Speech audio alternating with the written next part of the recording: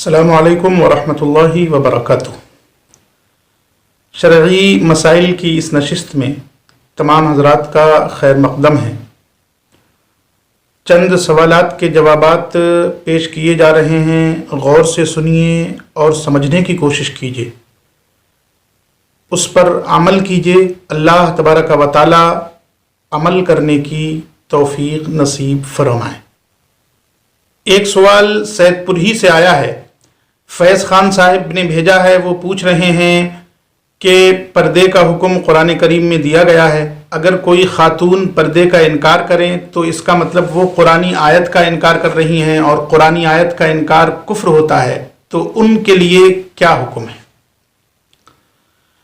فیض صاحب، آپ نے جو بات کہی ہے وہ بالکل صحیح ہے، لیکن یوں ہی کسی پر کفر کا حکم نہیں لگایا جا سکتا، بلکہ اس خاتون کو بھی دیکھا جائے گا کہ وہ پردے کا انکار کیوں کر رہی ہے، یا کسی خاص قسم کے پردے کا انکار کر رہی ہے۔ اگر وہ مطلقاً پردے کا انکار کر رہی ہے کہ پردہ کوئی چیز نہیں ہے یا اسلام میں پردہ فرض نہیں ہے، تو اس کو قرآن پاک کی آیت بتائی جائے گی کہ نہیں محترمہ، آپ مسلمان ہیں، مسلمان کسی کو مانے یا نہ مانے لیکن قرآن تو مانتے ہی ہیں۔ قرآن کریم میں اللہ تبارک و تعالیٰ نے مومنہ خواتین کو پردے کا حکم دیا ہے، اور وہ یہ آیت ہے، اس آیت کا مطلب یہ ہوتا ہے۔ اب آپ خود بتائیے کہ جب قرآن میں ہمیں حکم دیا گیا ہے پردے کا، تو پھر پردے کا انکار کیسے کیا جا سکتا ہے، اور یہ کیسے کہا جا سکتا ہے کہ نہیں پردہ ہم پر فرض نہیں ہے؟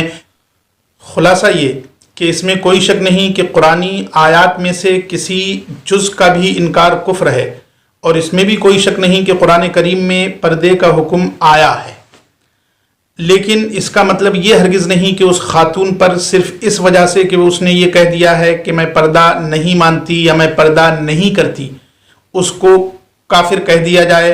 انکار کن الفاظ میں کیا؟ وہ پردے کو فرض ہی نہیں مانتی، یا یہ مانتی ہے کہ فرض تو ہے لیکن میں نہیں کروں گی، یا کسی خاص صورت میں پردے کو فرض نہیں مان رہی ہے، یا پردے کی قائل نہیں ہے۔ بہرحال اگر مطلقاً کسی بھی اعتبار سے پردے کو فرض ماننے کو تیار نہیں ہے اور فرض ہونے ہی کا انکار کر رہی ہے، تو اس پر آیات پیش کی جائیں گی کہ ان آیتوں میں اللہ تبارک و تعالیٰ نے پردے کا حکم دیا ہے، اور ان آیتوں میں مومنہ عورتوں سے کہا گیا ہے کہ پردہ کرو۔ ہم اللہ کے حکم کو مانتے ہیں، اسی لیے مومن ہیں۔ ظاہر ہے کہ ہم مومن ہیں، قرآن پاک مانتے ہیں، اللہ تبارک و تعالیٰ کے احکام کو مانتے ہیں، تو پھر ہمارے لیے یہ گنجائش نہیں ہے کہ ہم اس کی فرضیت کا انکار کریں۔ اللہ تبارک و تعالیٰ کے کسی بھی حکم کا انکار ہم نہیں کر سکتے۔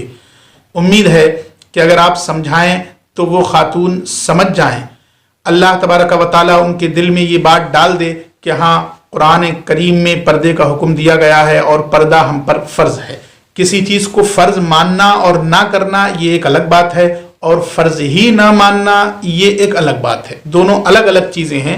لہٰذا جلدی میں کسی پر کفر کا حکم مت لگائیے، یہ بہت سوچ سمجھ کر اور کافی غور و فکر کے بعد حکم دیا جاتا ہے۔ ابھی اس پر کچھ حکم نہیں لگایا جا سکتا، بس یہی کہا جائے گا کہ آپ ان کو سمجھائیے۔ اللہ تعالیٰ ان کے دل کی ہدایت فرمائے، ان کے دل کے دروازے کھول دے۔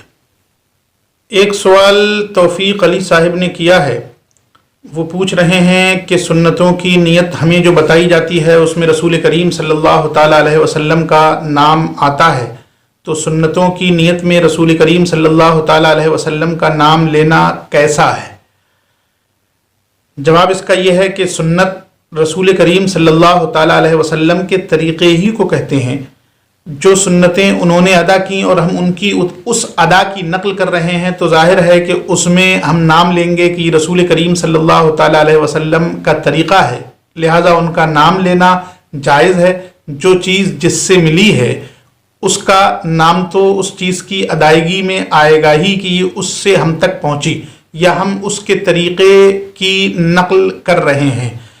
تو سنتوں کی نیت میں یہ کہنا کہ سنت رسول اللہ صلی اللہ تعالیٰ علیہ وسلم کی، یا صرف سنت کہنا بھی اس بات پر دلیل ہے کہ وہ رسول کریم صلی اللہ تعالیٰ علیہ وسلم کا طریقہ ہے۔ لہٰذا جو نیت آپ کو معلوم ہے اور جو نیت آپ کو بتائی گئی ہے جس میں رسول کریم صلی اللہ تعالیٰ علیہ وسلم کا نام لیا گیا ہے، نماز تو اللہ تبارک و تعالیٰ ہی کے لیے ہے، اسی لیے ہم واسطے اللہ تعالیٰ کے کہیں گے، لیکن وہ سنت چونکہ رسول کریم صلی اللہ علیہ وسلم کا طریقہ ہے، لہٰذا آپ کا بھی نام آئے گا۔ فیض خان صاحب نے ایک سوال بھیجا ہے، وہ پوچھ رہے ہیں کہ مسجد کے آس پاس جو گھر ہوتے ہیں وہ زیادہ تر ویران ہی ہوتے ہیں، یا اس میں رہنے والے جو آس پاس کے گھر ہیں ان میں رہنے والے عام طور سے خوشحال نہیں رہتے؟ اس پر کچھ وضاحت فرمائیں، اس پر کچھ روشنی ڈالیں۔ فیض صاحب، ایسا نہیں ہے کہ مسجد کے پڑوسی ہمیشہ خوشحال نہیں رہتے یا مسجد کے آس پاس جو لوگ رہتے ہیں انہیں بیمار ہی رہنا ہے، ان کے گھر میں برکت خیر و برکت نہیں ہونی ہے، ایسا ہرگز نہیں ہے، یہ تصور مت رکھیے۔ مسجد وہ جگہ ہے جہاں فرشتے آتے ہیں، اچھی جگہ ہے، مسجد اللہ تبارک و تعالیٰ کا گھر ہے، اور مسجد اہل آسمان کے لیے ویسے ہی چمکتی ہے جیسے ہم لوگوں کے لیے رات میں ستارے چمکتے ہیں۔ تو جس جگہ پر رب کی رحمت کے فرشتے نازل ہو رہے ہیں، بھلا ایسا کیسے ہو سکتا ہے کہ اس کے آس پاس رہنے والوں کو ہمیشہ بیماری ہی رہے، یا اس کے آس پاس رہنے والے اس کے آس پاس کے گھروں میں ویرانی ہمیشہ رہے؟ ایسا نہیں ہے۔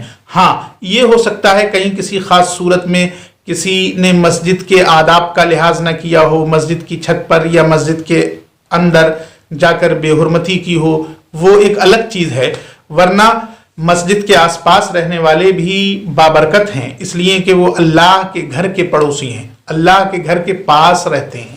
یہ بری بات نہیں بلکہ اچھی بات ہے۔ یہ اپنے ذہن سے نکال دیجئے کہ مسجد کے آس پاس جو لوگ رہتے ہیں وہ ان کے گھر ویران ہو جاتے ہیں۔ ہمیں ہمارے اعمال کی سزا ملے وہ ایک الگ چیز ہے، لیکن مسجد کے پڑوس میں رہنے کی وجہ سے ایسا ہو، یہ ذہن میں مت رکھیے۔ مسجد کے پڑوس میں رہنا تو اچھی بات ہے، آپ ایسے مقام پر پہنچ گئے جہاں رب کریم رحمتیں نازل فرماتا رہتا ہے، آپ کو ان رحمتوں کے لیے تیار رہنا چاہیے۔ اللہ تبارک و تعالی ہمیں سمجھنے سمجھانے کی توفیق نصیب فرمائے۔ السلام علیکم ورحمۃ اللہ۔